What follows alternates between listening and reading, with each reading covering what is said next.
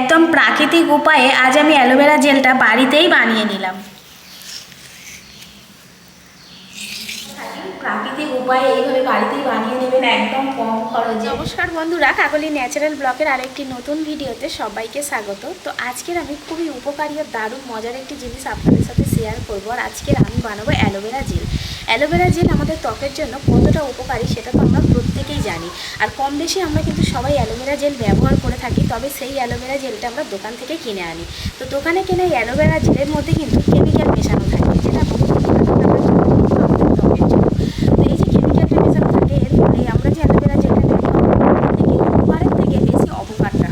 তো আমি আজকে একদম ঘরোয়া উপকরণে বলতে পারেন বিনা খরচে হলেও এই অ্যালোভেরা জেলটা আজকে আমি যে বানাবো এটা আমাদের ত্বকের জন্য ভীষণভাবে উপকারী হবে।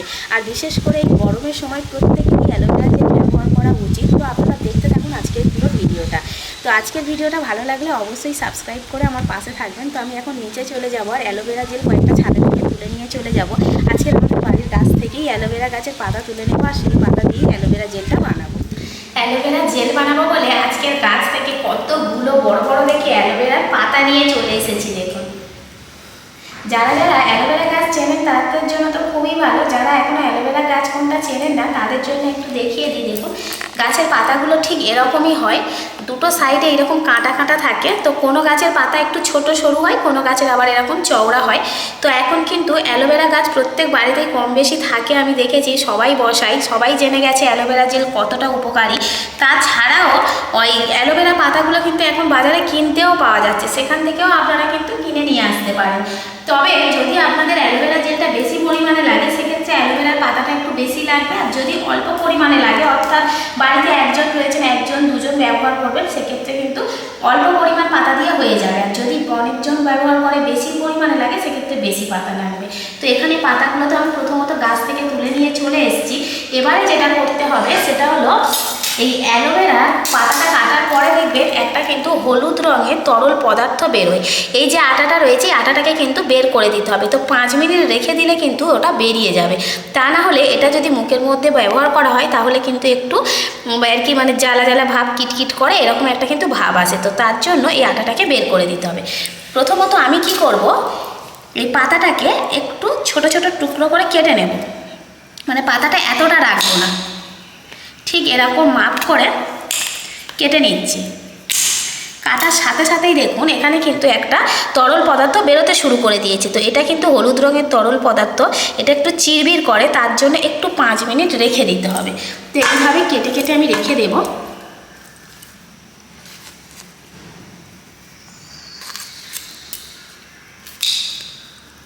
তাহলে কি হবে, ওই তরল পদার্থটা বেরিয়ে যাবে, যাওয়ার পরে আমি এটাকে নিয়ে অ্যালোভেরা জেলে ব্যবহার করতে পারবো। অনেকে কি হয় এই অ্যালোভেরার যে পিওর জেলটা, এই জেলটা কিন্তু সরাসরি ত্বকের মধ্যে ব্যবহার করে, আবার অনেকে কিন্তু খেয়েও থাকে। শরীরের জন্য ভীষণ উপকারী, শরীর একেবারে ঠান্ডা করে দেয় এটা। 5 মিনিট আমি রেখে দিয়েছিলাম, ঠিক এইভাবে যা বেরিয়ে যাওয়ার কিন্তু বেরিয়ে গেছে আটাগুলো। তো এবার আমি একটা সুতির কাপড় নিয়েছি, এটার সাহায্যে এই অ্যালোভেরার পাতাটাকে বা এই আটাটাকে সুন্দর করে মুছে নেব। যেহেতু এটা আমরা আমাদের ত্বকে ব্যবহার করব, সেজন্য যত পরিষ্কার পরিচ্ছন্নভাবে বানিয়ে নেওয়া যাবে ততই ভালো হবে।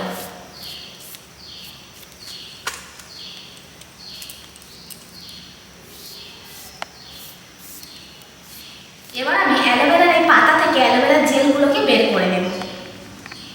তো ছুরি দিয়ে কিংবা বটি দিয়ে ওপরের এই যে পাতার অংশটা রয়েছে এটাকে প্রথমে ফেলে দিতে হবে।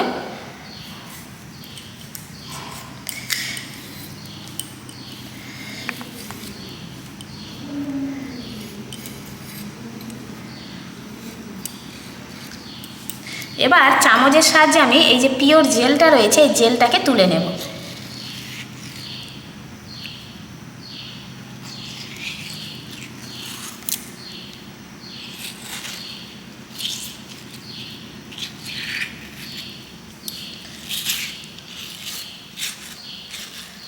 এইভাবে সমস্ত পাতা থেকে এখন আমি জেলটাকে বের করে নেব।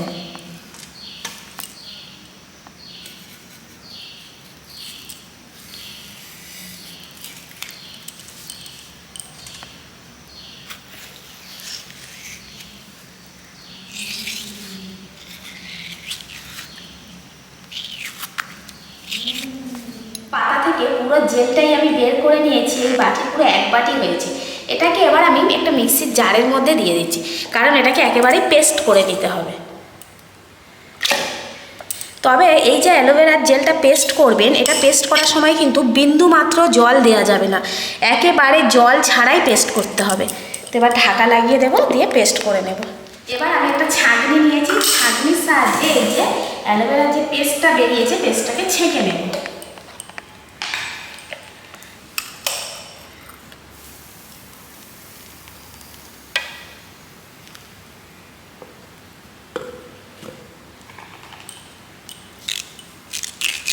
জেলটাকে তো আমি ছেঁকে নিয়েছি, এবার এর সাথে আমি মাত্র 2টো উপকরণ যোগ করব।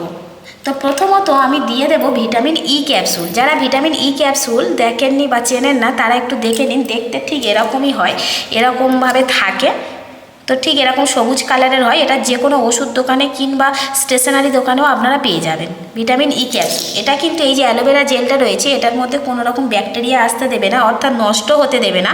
এবং এই ভিটামিন ই ক্যাপসুল আমাদের ত্বকের জন্য ভীষণভাবে উপকারী। আমরা এমনিও কিন্তু ভিটামিন ই ক্যাপসুল আমাদের মুখের মধ্যে ব্যবহার করে থাকি।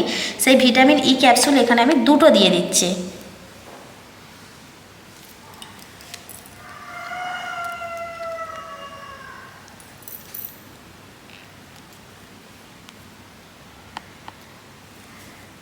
এবার এর মধ্যে দিয়ে দেবো আমি গোলাপ জল।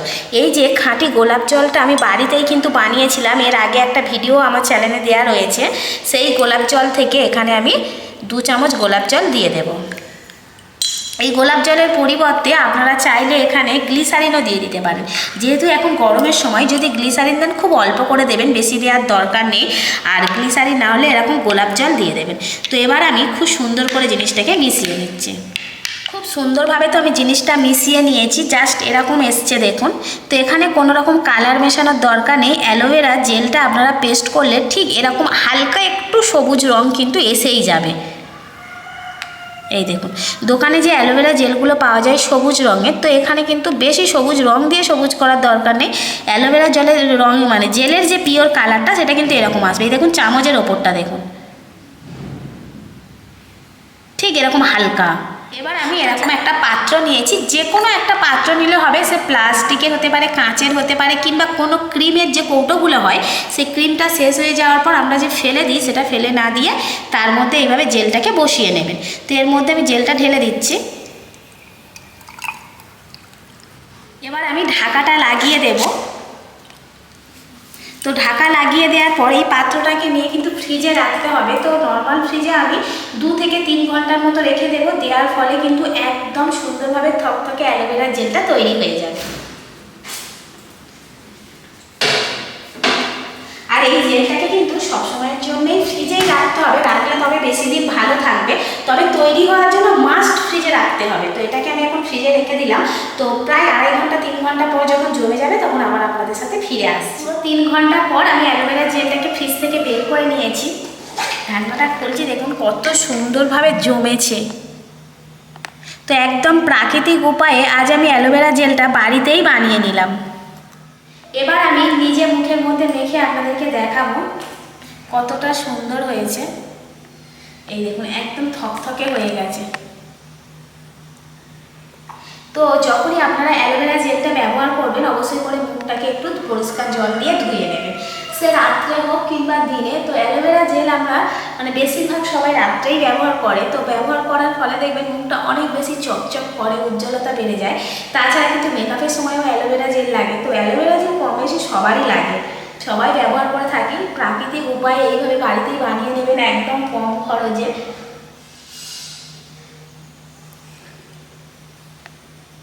আমি তো অনেকটাই বানিয়ে ফেলেছি, কারণ আমি ব্যবহার করবো, মা ব্যবহার করবে, তোমাদের দাদাভাইও মাঝে মধ্যে ব্যবহার করে, সেজন্য অনেকটাই বানিয়েছি। পুরোটাই কিন্তু এই যে গরমটা চলছে গরমের সিজনটাতে হয়ে যাবে। শুধু গরম না, অ্যালোভেরা জেল যে কোনো সিজনেই কিন্তু ব্যবহার করা যায়। আর মুখটা দেখবেন একেবারে কিন্তু ঠান্ডা হয়ে যায় এই গরমের সময়। তো এই যে অ্যালোভেরা জেলটা আমি বানিয়েছি এটা বানানোর পর কিন্তু ফ্রিজে রাখতে হবে। তো এখন গরমের সময় প্রত্যেকের বাড়িতেই সবসময় ফ্রিজ চলছে, তো ফ্রিজের মধ্যে রেখে দেবেন। অনেক দিন পর্যন্ত কিন্তু ভালো থাকবে, প্রায় 4-5 মাস পর্যন্ত তো ভালো থাকবেই এইভাবে বানাবে। তো তো আপনারা তো দেখতে পেলেনই কত সহজ পদ্ধতিতে আজ আমি বাড়িতেই অ্যালোভেরা জেল বানিয়ে নিলাম। তো আপনারা প্রত্যেকে এইভাবেই বানাবেন। আর আজকের পুরো ভিডিওটা যদি আপনাদের ভালো লেগে থাকে তাহলে অবশ্যই লাইক, কমেন্ট, শেয়ার এবং সাবস্ক্রাইব করে আমার পাশে থাকবেন। তাহলে বন্ধুরা আজকের মতো ভিডিওটা এখানেই শেষ করছি। সবাই ভালো থাকবেন, সুস্থ থাকবেন।